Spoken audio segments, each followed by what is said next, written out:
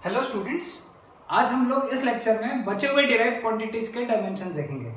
Last lecture में हम लोगों ने 14 क्वांटिटीज के देखे थे, 14 डिराइव्ड क्वांटिटीज के डायमेंशन देखे थे। आज हम लोग उसके आगे वाले क्वांटिटीज के डायमेंशन देखेंगे।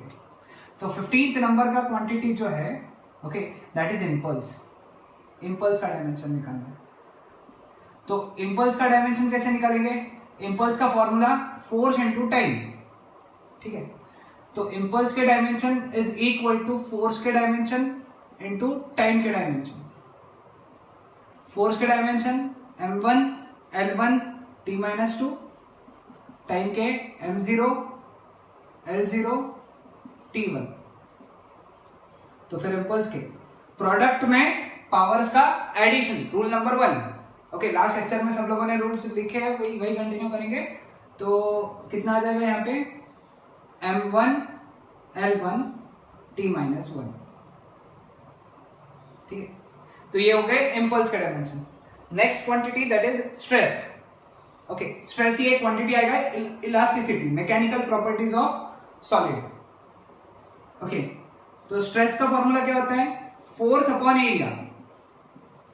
प्रेशर के जैसे ये प्रेशर नहीं है, प्रेशर का फॉर्मूला भी फोर्स अपॉन एरिया है। ये फोर्स अपॉन एरिया तब तुमको समझ जाएगा, लेकिन अभी सिर्फ फॉर्मूला ध्यान में रखना है ना। तो स्ट्रेस के डायमेंशन क्या रहेंगे? फोर्स के डायमेंशन अपॉन एरिया के डायमेंशन। फोर्स के dimension m1 l1 t-2, area के dimension m0 l2 t0। Therefore stress का डायमेंशन क्या हो गया? m1 l-1 t-2। ये हो गया स्ट्रेस का डायमेंशन। 17th में आता है स्ट्रेंथ।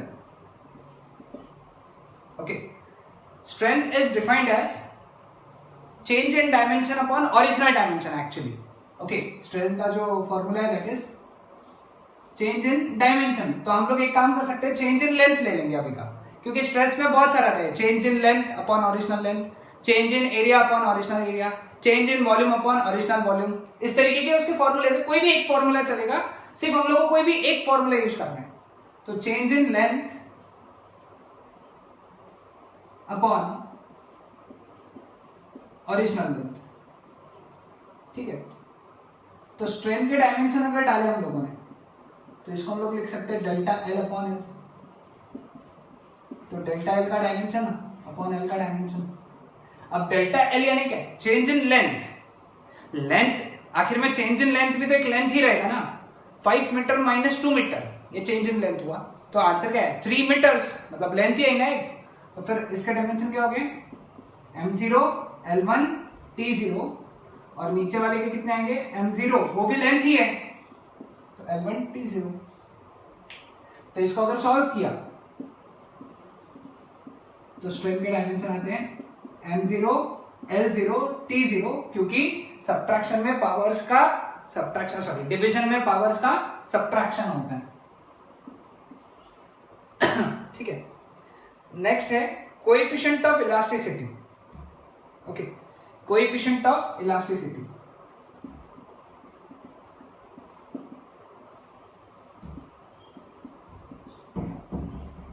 E, उसका फॉर्मूला है stress upon strain. Stress upon strain formula है उसका। ओके, तो E के डायमेंशन यानी क्या? स्ट्रेस का डायमेंशन अपॉन स्ट्रेन का डायमेंशन। स्ट्रेस का डायमेंशन m1 l-1 t-2, और स्ट्रेन का डायमेंशन m0 l0 t0। तो इसके डायमेंशन क्या आएंगे? m1 l-1 t-2, क्योंकि इनको 0 से सब्ट्रैक्ट करोगे तो वही नंबर आएगा। सो ये हो गए किसके? किसके डायमेंशंस हो गए? ये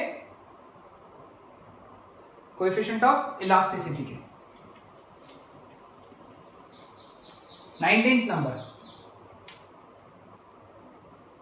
okay, 19th number is surface tension.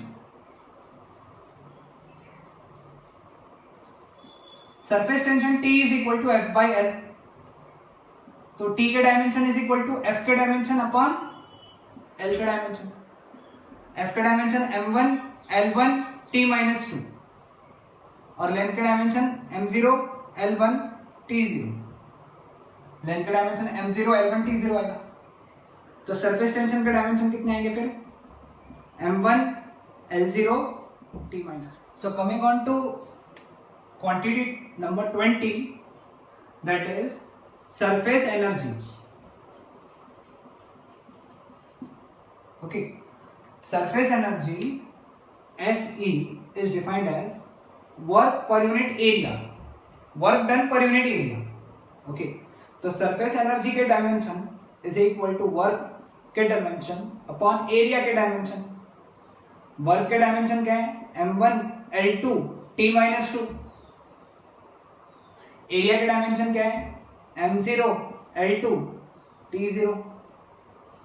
Area l2 होता है ना, तो देयरफॉर सरफेस एनर्जी के डायमेंशन हो गए m1 l0 t minus 2। आए ध्यान में? साथ ही साथ नोट डाउन करते चलो, यानी आपको समझने में हार्ड नहीं जाएगा। हाँ, एक बात ध्यान में रखना है, दो डायमेंशंस बहुत इंपॉर्टेंट है। फोर्स के याद रखना है m1 l1 t minus 2, ये बहुत ही ज्यादा इंपॉर्टेंट है।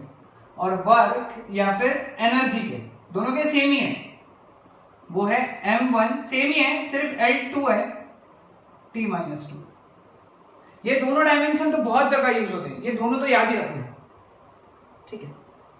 देन नेक्स्ट आता है 21 number, coefficient of viscosity, eta, eta बोलते हैं उसको, एम नहीं पढ़ते, eta, that is equal to force into distance upon area into velocity. Force into distance upon area into velocity, ये फॉर्मूला है। ये विस्कोसिटी नाम का चैप्टर है, उसमें पढ़ने मिलेगा। सिर्फ अभी हम लोगों को डायमेंशन कैसे निकाल रहे हैं वो देखना है। तो ईटा का डायमेंशन क्या हो गया, फोर्स का डायमेंशन इनटू डिस्टेंस का डायमेंशन अपॉन एरिया का डायमेंशन इनटू वेलोसिटी का डायमेंशन। फोर्स का dimension m1 l1 t minus 2, distance का m0 l1 t0 upon area का m0 l2 t0, वेलोसिटी का m0 l1 t minus 1।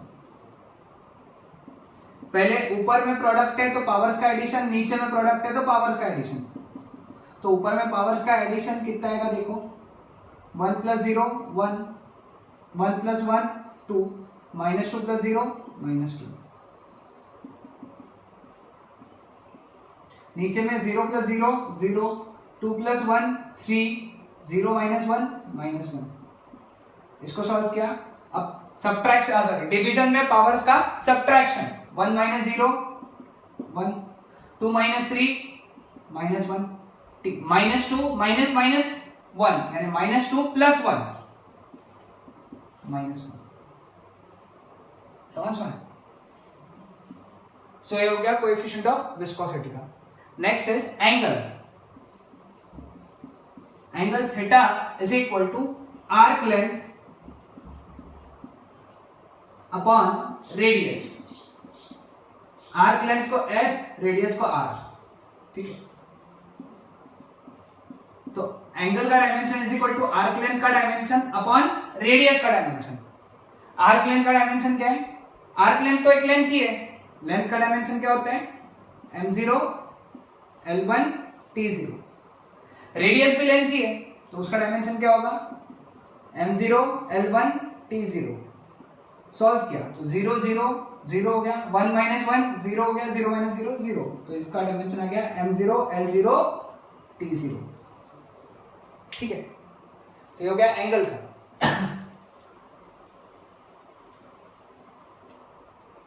Next is angular velocity. Angle का भी यही है और इसकी जगह दूसरा वर्ड आया angular displacement. Rotational motion, circular motion में पढ़ने मिलेगा, तो ध्यान में रखना सेम चीज है, एंगल या फिर एंगुलर डिस्प्लेसमेंट यानी थीटा ही होता है, ठीक है। Angular velocity omega is equal to angular displacement upon time. याद रखना, एंगुलर डिस्प्लेसमेंट अपॉन टाइम। तो ओमेगा का डायमेंशन हो गया थीटा का डायमेंशन अपॉन टाइम का डायमेंशन। थीटा का कितना है m0 l0 t0, देख लो एंगुलर डिस्प्लेसमेंट का, अपॉन टाइम का डायमेंशन क्या है m0 l0 t1। डिवीजन में पावर्स का सब्ट्रैक्शन, तो 0 minus 0 0, 0 minus 0 0, t0 minus 1 minus 1। 24th angular acceleration alpha. Alpha is change in angular velocity upon time, dt बोल सकते हैं, time change in angular velocity upon change in time. ये change in angular velocity, change in time, तो alpha का dimension हो गया angular velocity का change का डायमेंशन अपॉन टाइम के चेंज का डायमेंशन। एंगुलर वेलोसिटी के चेंज का डायमेंशन क्या है, जो एंगुलर वेलोसिटी का है, एंगुलर वेलोसिटी के चेंज का डायमेंशन वही है जो एंगुलर वेलोसिटी का डायमेंशन है m0 l0 t माइनस 1, और टाइम का dimension m0 l0 t1। Division में पावर्स का सब्ट्रैक्शन, तो 0 माइनस 0 0, 0 माइनस 0 0 आएगा लेंथ का भी t, माइनस 1 माइनस 1 माइनस 2। तो एंगुलर एक्सेलरेशन का डायमेंशन हो गया m0 l0 t माइनस 2।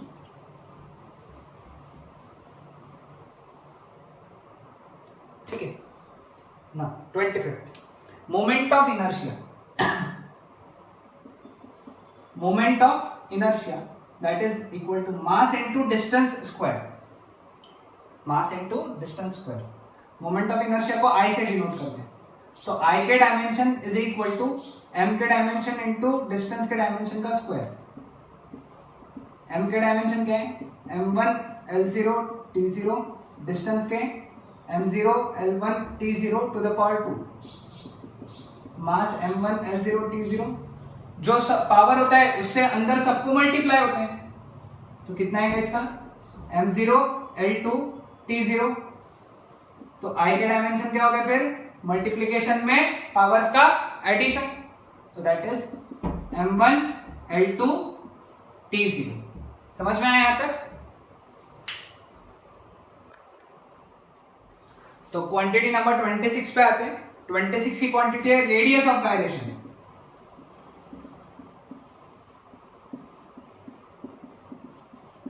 तो radius of gyration k that is nothing but distance. ये क्या होता है, एक डिस्टेंस ही होता है ना। रेडियस ऑफ गायरेशन हम लोग पढ़ेंगे किसमें, रोटेशनल मोशन में। तो रेडियस ऑफ गायरेशन ये एक डिस्टेंस है, तो रेडियस ऑफ गायरेशन का डायमेंशन यानी क्या है, डिस्टेंस का डायमेंशन। और डिस्टेंस यानी आफ्टर ऑल क्या होता है, लेंथ होता है ना। डिस्टेंस यानी लेंथ m0 l1 t0।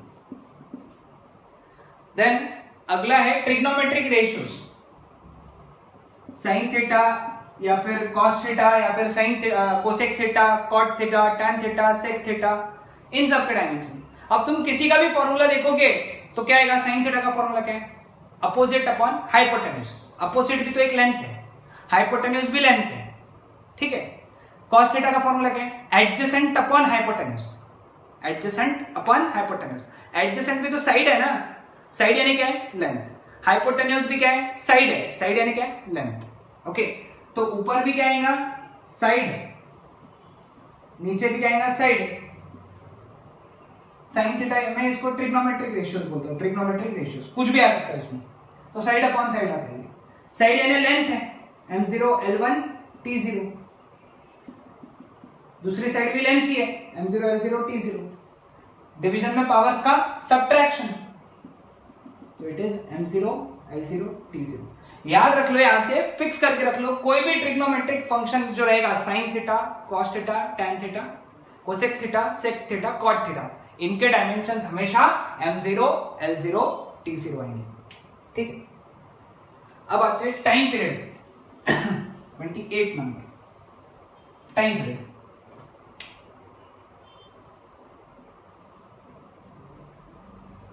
अब टाइम पीरियड जो है वो तो टाइम पीरियड कैपिटल टी से डिनोट होता है जनरली, वो तो एक टाइम ही है ना।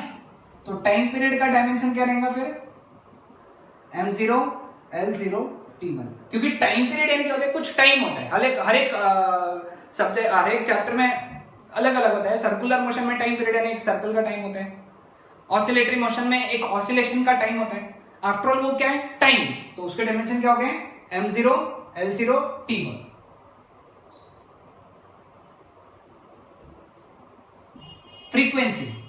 Frequency f is equal to 1 by time period, formula है, reciprocal of time period is frequency.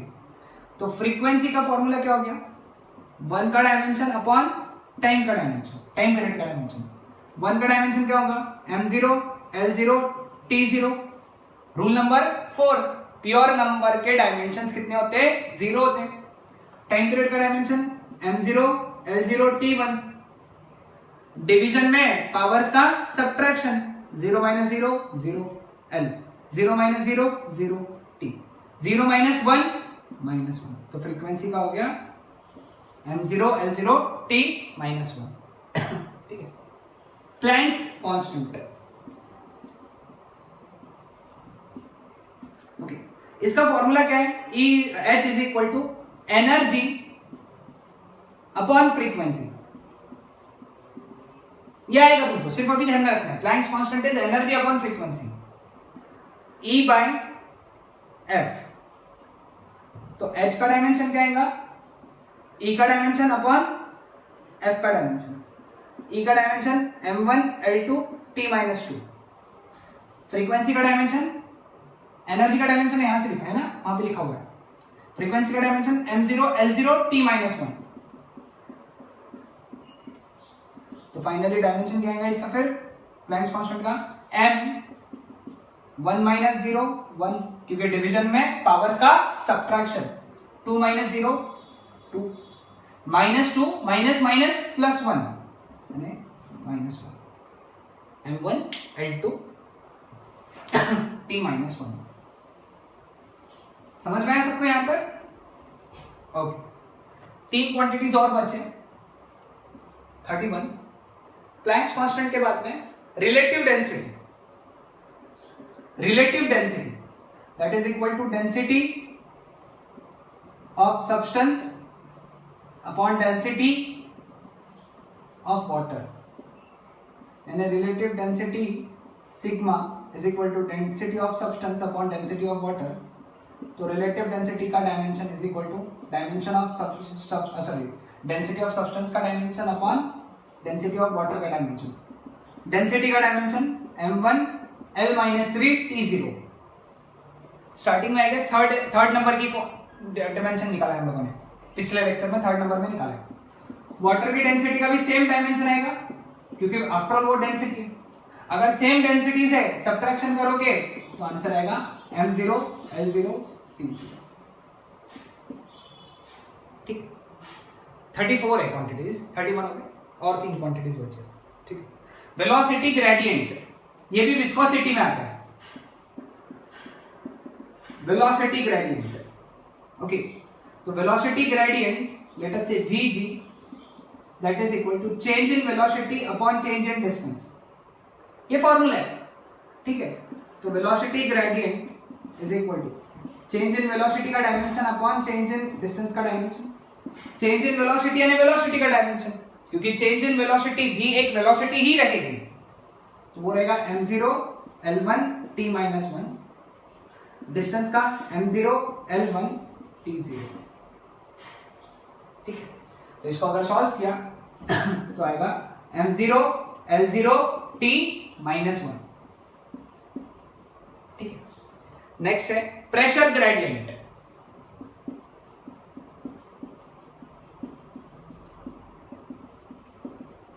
Pressure gradient Pg, that is equal to change in pressure upon change in distance. Okay, so what is change in pressure का dimension? अब यहाँ पे change in pressure का दोनों side पे dimension लेंगे।